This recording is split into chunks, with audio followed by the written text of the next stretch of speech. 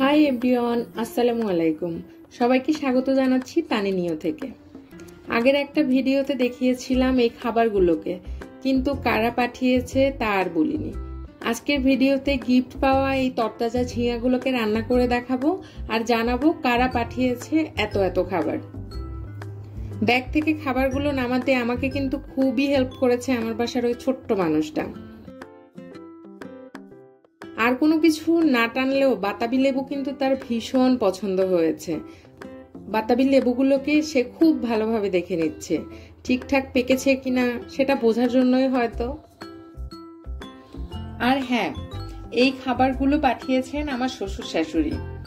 এইসব ফল সবজি তাদের নিজেদের বাগান আর ছাদ বাগান থেকেই নেয়া। এবার তাদের ছাদ বাগানের ড্রাগন ফ্রুটসের ফলন বেশ ভালোই ছিল।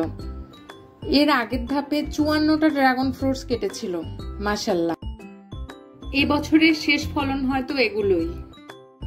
খুব যত্নে পেপার মুড়িয়ে নাতি নাতনিদের জন্য এগুলোকে পাঠিয়ে দিয়েছেন।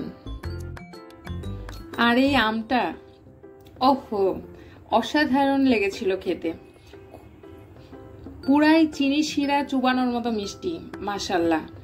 কি যেন নাম বলেছিল এই জাতের, এই মুহূর্তে ঠিক মনে করতে পারছি না।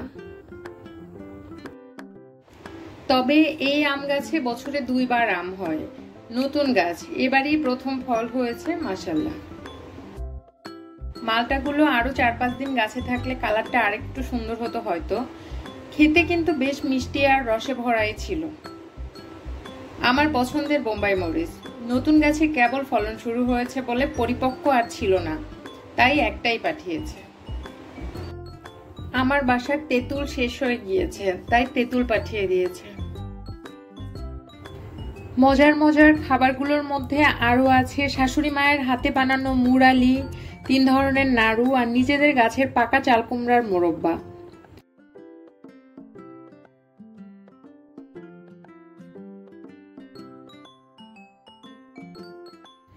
নির্ভেজাল তাজা তাজা ঝিঙেগুলো আর বোম্বাই মরিচ দেখে লোভ সামলানোটা দায় হয়ে যাচ্ছে।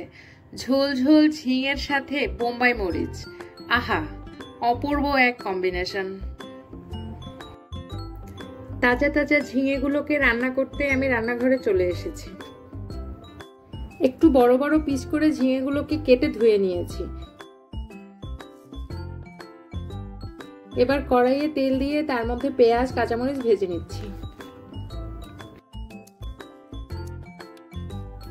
হালকা বাদামি করে পেঁয়াজগুলোকে ভেজে তার মধ্যে চিংড়ি মাছগুলোকে দিয়ে দিয়েছি। এরপর পর্যায়ক্রমে হলুদ, মরিচের গুঁড়া, লবণ আর অল্প একটু জিরার গুঁড়া দিয়ে নেড়েচেড়ে অল্প একটু পানি দিয়ে কষিয়ে নিচ্ছি।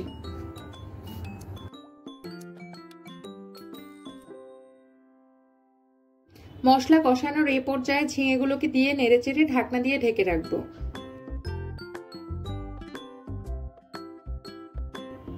ঝিঙের ঝোল রান্নায় কিন্তু আমি এক্সট্রা কোনো পানি ইউজ করি না।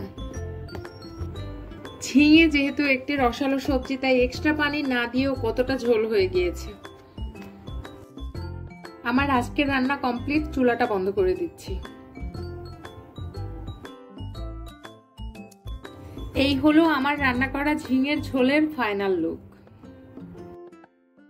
আমার বাচ্চারাও তাদের দিদুনের গাছের ঝিঙের ঝোল দারুণ পছন্দ করে। তাদেরকে দিয়েই শুরু হোক আমাদের আজকের ডিনার। দেখি তারা খেয়ে কি বলে। তারা তো বরাবরের মতোই মজা করে খাচ্ছে আর বেস্ট বলেছে। আজকের ভিডিওটা এ পর্যন্তই। সবাই ভালো থাকবেন, টাটা, আল্লাহ হাফেজ।